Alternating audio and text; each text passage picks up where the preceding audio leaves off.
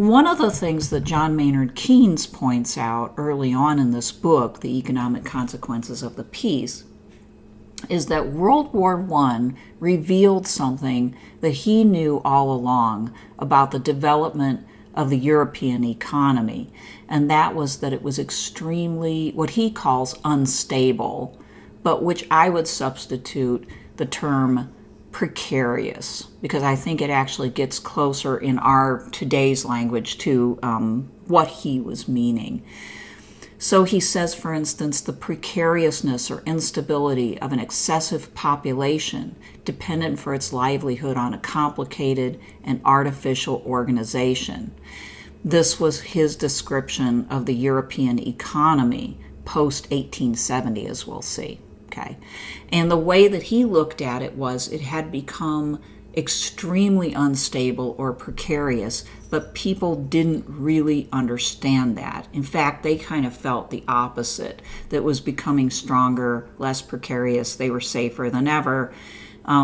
He says the instability of Europe's claim, coupled with the completeness of her dependence on the food supplies from the New World, were a great deal of the source of this precarity or instability. You see, they depended for imports for their food, okay? They couldn't feed themselves. And for John Maynard Keynes, this was a huge deal. This was obviously a problem. And he really felt as though the Europeans were living at an extraordinary time, but they were taking it as the whole of reality and something that would never change and kind of always been that way, okay? And this is why he refers to the psychological instability of the laboring and capitalist classes. He's talking about the precarity of their attitude, that believing in things that weren't real, believing and having more faith in the stability of that system than warranted it, and therefore putting up with things they otherwise might not put up with. So I would say that in our language today, he's talking about a sort of bubble.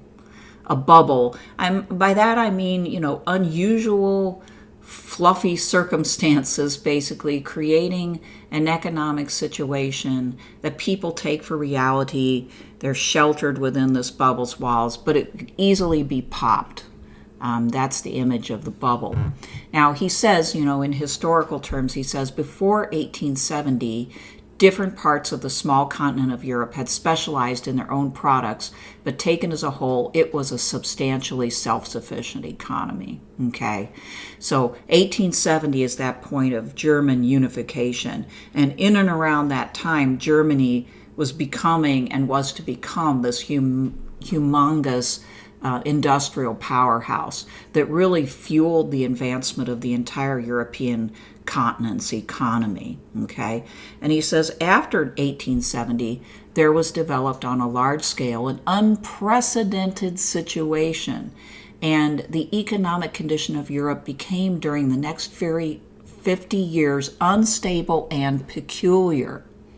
It was booming, okay?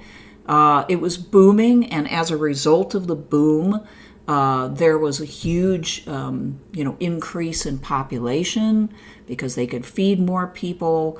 But what was unstable and peculiar about it was that it was based upon this set of circumstances in which industrial production would continue to increase and increase and increase, and imports of everything else that was needed would always be available.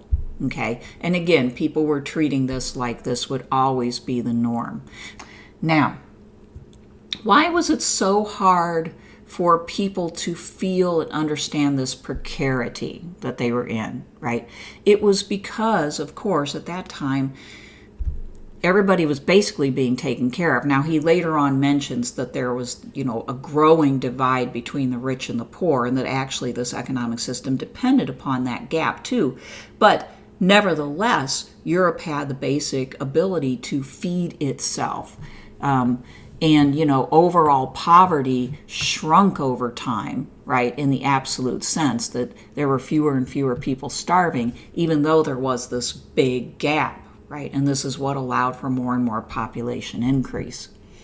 So when he talks about the psychic bonds that were developed that were precarious, he's talking about this mentality, this assurance, right, that things would continue on apace, and that this was the strongest way to proceed.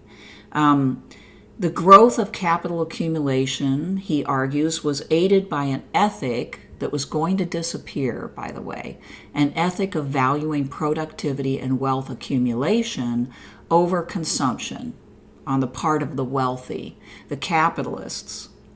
What fueled this, in other words, was a tendency for the capitalists to understand that they had to hang on to and develop the capital that they had and sort of recycle their money into the growth and development of more capital rather than simply blowing it all on whatever it is that they wanted at the moment. Okay? So that sort of Protestant work ethic kind of thing was going on there.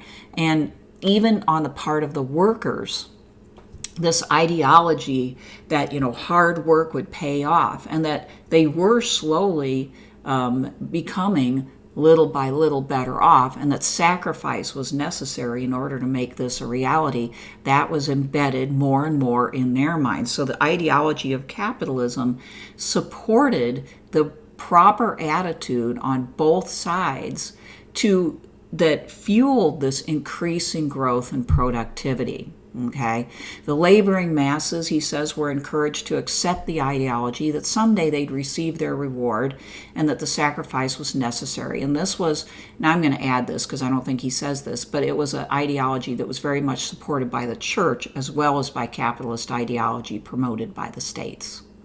Okay, and I have a picture of Ronald Reagan here because even in the 1980s, what was Ronald Reagan preaching that still made sense to a great number of people in the United States? But that same ideology, that old-fashioned notion of, saving and hard work on the part of the capitalists, that they would, plow their profits back into the growth of real productive forces within the economy, such as factories and, new means of production.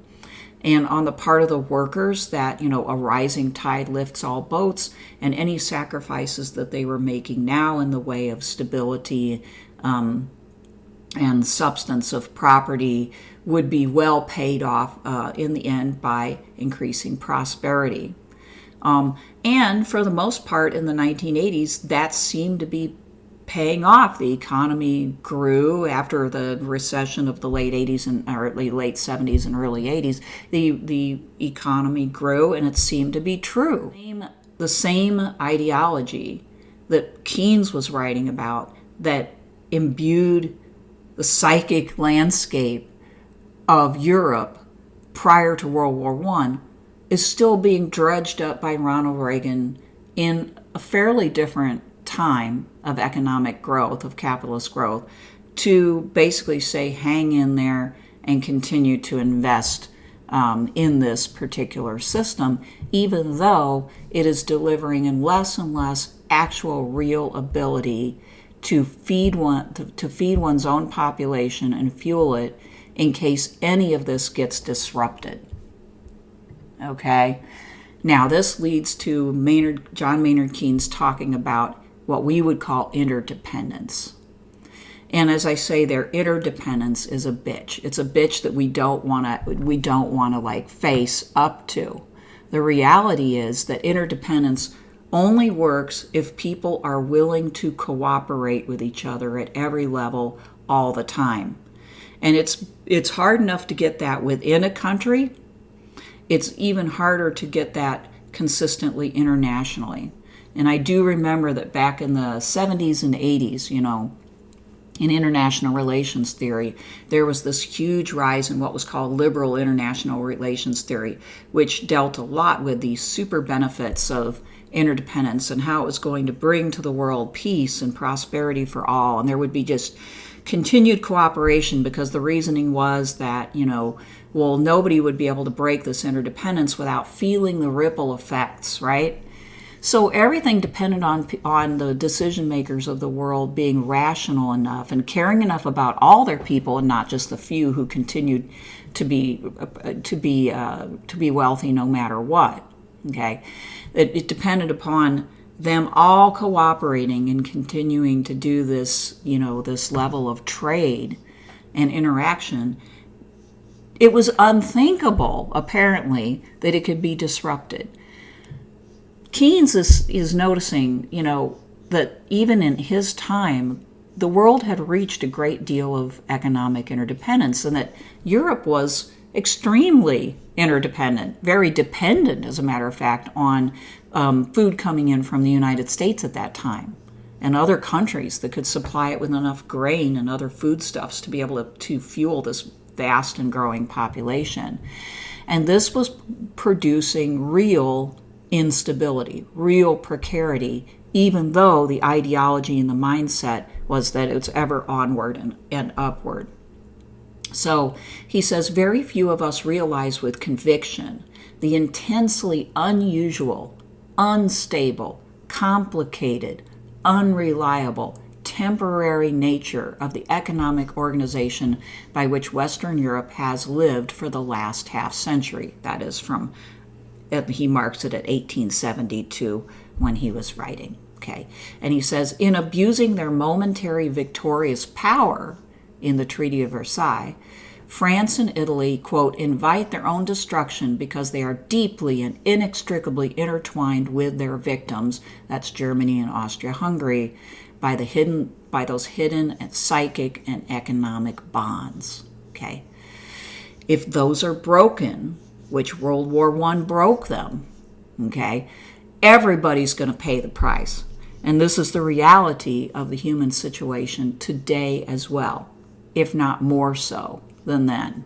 Okay, everybody's going to pay the price. So the vindictiveness now, he wrote, basically ignored the fact that Germany had fueled European economy for all that time. Okay, and now not realizing that, not thinking about what they've owed their success to and what they need to survive, these powers are acting in vindictiveness, anger, and frankly greed to extract as much out of this, basically the battery of their own growth, which is going to drain it and make it extremely more difficult for all the countries to recover. This is his argument. Interdependence is a bitch for them. It's a bitch for us, okay? We're in it, and so we can't immediately extract ourselves. In fact, at this point, it would take a tremendous effort, and it would probably be highly destructive to do so. Not to say that we shouldn't think about it, or at least think about extracting from certain sectors of the economy for the sake of national security. But what people don't realize is that there's no part of the system that we've created that we can sort of pull the thread out of, including legal and illegal immigration, which keeps our food supply cheap, among other things that it keeps it cheap. We can't pull that thread without a lot of other things falling apart. Okay, so we're in that same sort of psychic precarity that Keynes talked about the Europeans being in prior to World War I, this sort of psychic precarity in which, what they thought was a sure thing that would never end was obviously fragile as all get out. But there is a natural limit to that.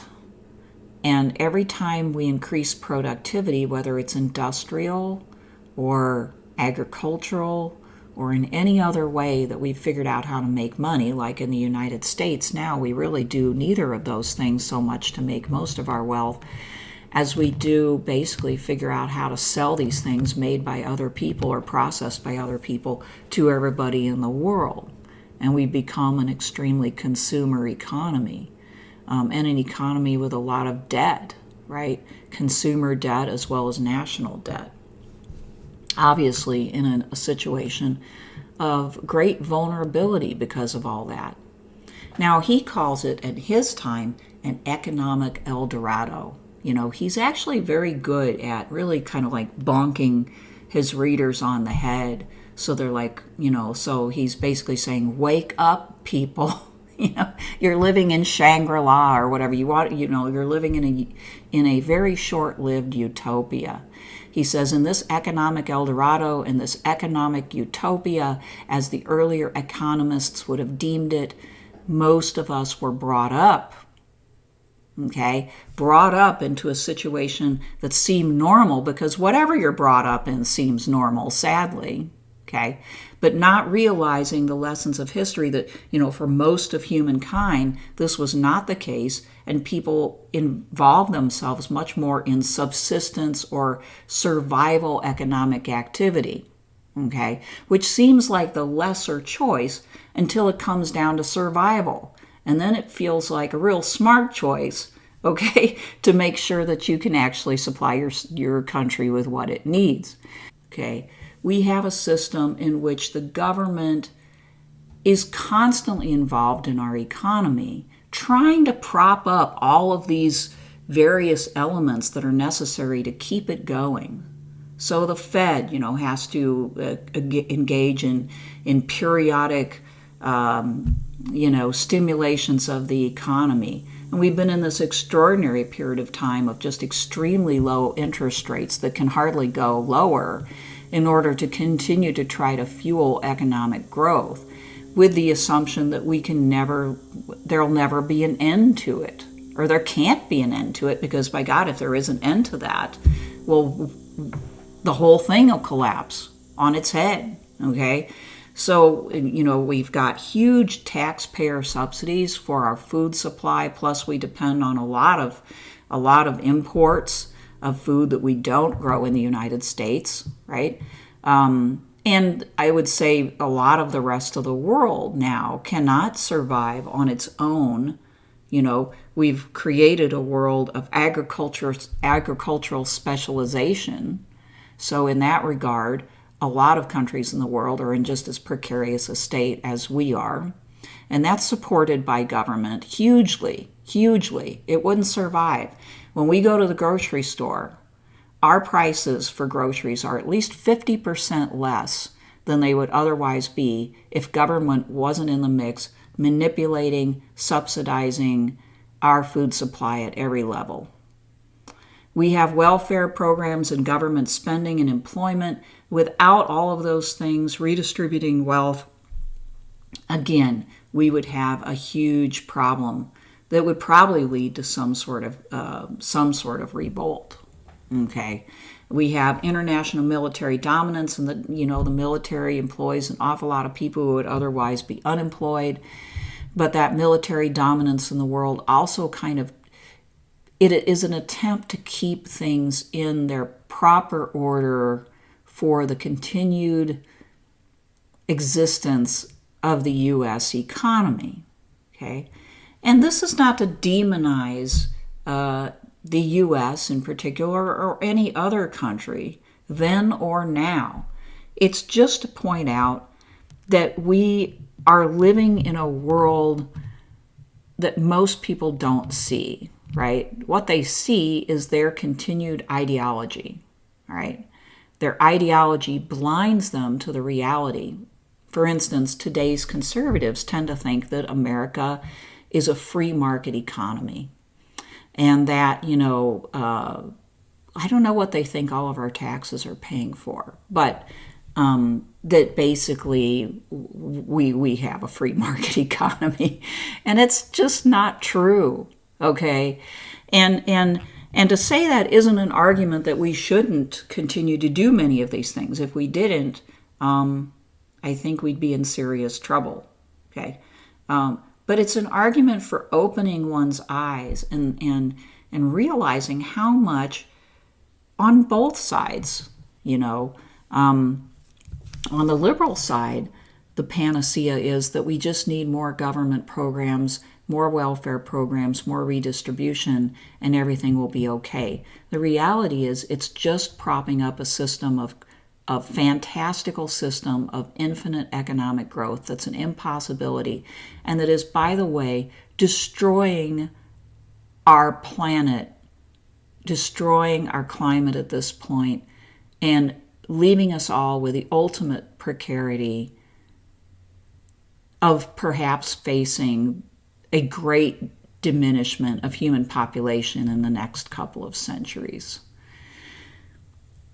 We have to wake up. I keep saying this, but like those ideological positions are dream positions. The reality is something else. John Maynard Keynes, in his own little way, is helping us to see that reality.